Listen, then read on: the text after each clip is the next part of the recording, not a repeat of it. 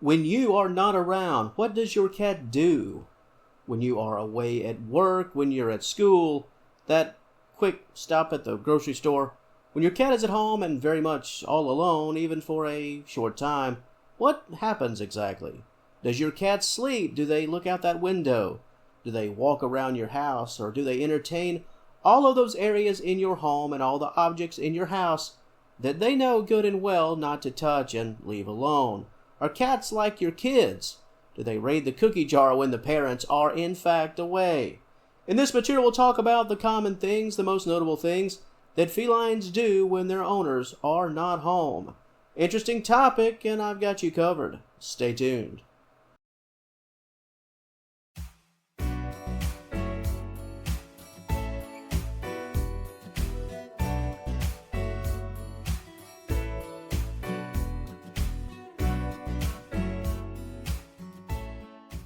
When the parents are away, the children will play. It goes a little something like that. And before I tackle these common activities, these actions, allow me to set a bit of the foundation of a good home environment. A good cat. Not the problem child, the total opposite in fact. We're talking, hopefully, the run-of-the-mill good behavior in a quality cat-friendly setting, a cat-friendly environment. Why is this foundation important exactly? Well, number one, we'd be here all day without it. And number two, because if a cat lives in chaos 24/7, being alone, well, the possibilities are in fact endless. So let's work in good faith and talk about what cats in a sound and pleasant living environment do when they are in fact all alone. Well, the first notable, and anyone could have probably guessed this, is that cats sleep. Cats are going to get in their hours whether anyone is there at home or not. Now, while cats probably don't sleep as much as you'd think when they know they're all alone, depending on the time of day, what happened prior to you, let's say, walking out that door, well, sleep. It's always an option. It's always on the table. And because you're away, they could be sleeping on the actual table in some cases.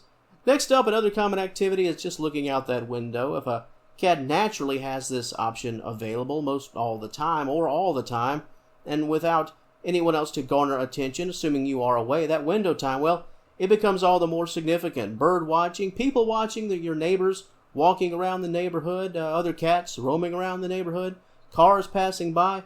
At the window, watching the world go by, cats love to check out that life in motion, and what better time and place to enjoy it at a nice window seat when you're not home.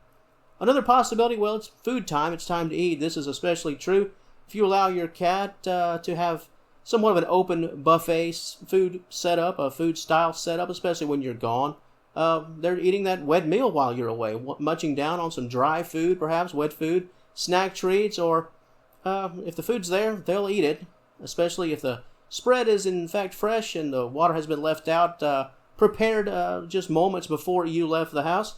Now let's talk about those cat toys. If your pet has a nice selection of toys around the house and they're easily accessible, your cat could just spend that time while you're out just playing around. And because they're alone, they could feel more inclined to play a lot longer, simply because other options are obviously limited. If your cat has a play area, complete with a nice resting spot, a nice nesting spot, perhaps a scratching post and a cat tree, then they're all set.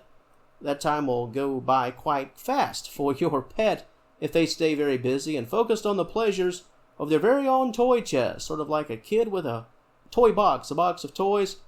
Now let's talk about location. I'll call it location shopping.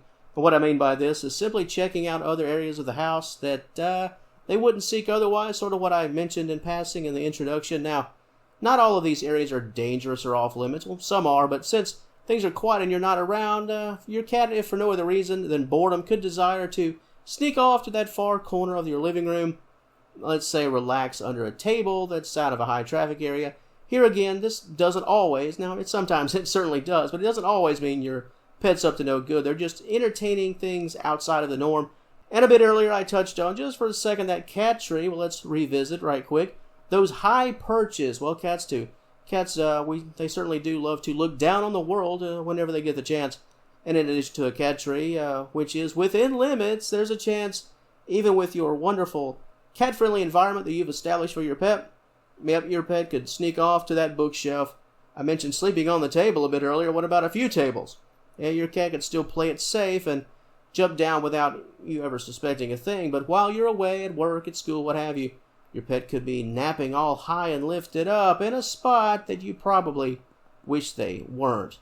Another activity, another action that your cat can take when you're away and they are all alone. How about sneaking off to other rooms in the house? Hey, if those doors aren't closed, the bathroom, your bedroom, the closet.